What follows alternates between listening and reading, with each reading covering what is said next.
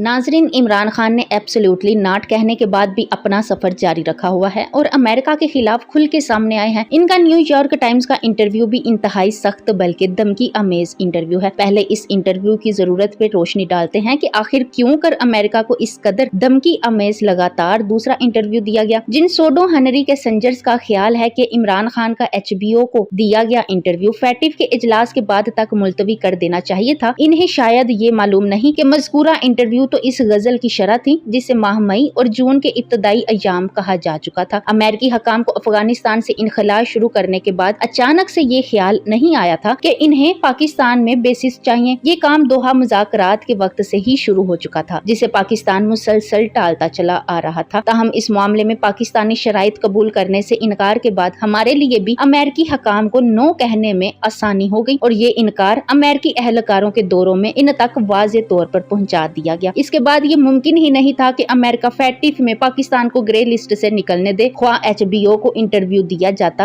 या ना दिया जाता। अब ये देखिए कि HBO को इंटरव्यू क्यों दिया गया। इस सवाल के जवाब से पहले ये भी जान लीजिए कि HBO ने इंटरव्यू की कांट छांट करके जो तासुर खराब करने की कोशिश की, इसे न्यूयॉर्क टाइम्स को दिए गए इंटरव्यू के जरिए सुधारा गया। लिहाजा अब सवाल को यूं मॉडिफाई कर लीजिए कि ये दोनों इंटरव्यूज क्यों दिए गए। जैसा कि बताया जा चुका है कि बेसिस फराहम करने के सिलसिले में अमेरिकी हकाम तक वाज़े इनकार इंटरव्यू से कई दिन पहले पहुंचाया जा चुका था, लेकिन मगरबी ज़राए अबलाग इस मामले में अपनी हुकूमतों और इदारों के इमा पर मुतज़ाद और मुबहिम खबरें शाया करके सिचुएशन को उलझा रहे थे, जिसका नुकसान न सिर्फ पाकिस्तान को अंदरूनी तौर पर हो सकता था बल्कि अपने दोस्त ममालिक के साथ ताल्लुकात को भी ज़िक पहुंच सकती थी। सफारती दुनिया में ये आम तरीका है, जब दो ममालिक किसी मामले पर मुज़ाकरात करते हैं तो इसके नताइज का ऐलान मीडिया के सामने किया जाता है, भले ही मुकम्मल बात ना बताई जाए। अगर इनके दरमियान इत्तफाक राय हो जाए तो ये ऐलान मुश्तरका भी हो सकता है और इत्तफाक ना होने की सूरत में अलग अलग अपनी पोजीशन वाज़े की जाती है। अलबत्ता ज़ेरे बहस मामले में ये हुआ कि पाकिस्तान की जानिब से अमरीकी मुतालबात रद्द किए जाने के बाद अमेरिकी हकाम ऑफिशियली तो ये नहीं बता सकते थे कि इस बार इन्हें पाकिस्तान ने करवा जवाब दे दिया है। लिहाजा इन्होंने अपने मीडिया के जरिए डिस इंफॉर्मेशन फैलाना शुरू की ताकि सबकी ना हो। लेकिन इस तरह की खबरों से पाकिस्तान का इमेज अपने दोस्त ममालिक की नजरों में खराब हो सकता था। लिहाजा फैसला किया गया कि हुकूमत पाकिस्तान का मौक़िफ़ वाज़े अंदाज में पेश किया जाए और इस काम के लिए मीडियम ये इंटरव्यूज बने।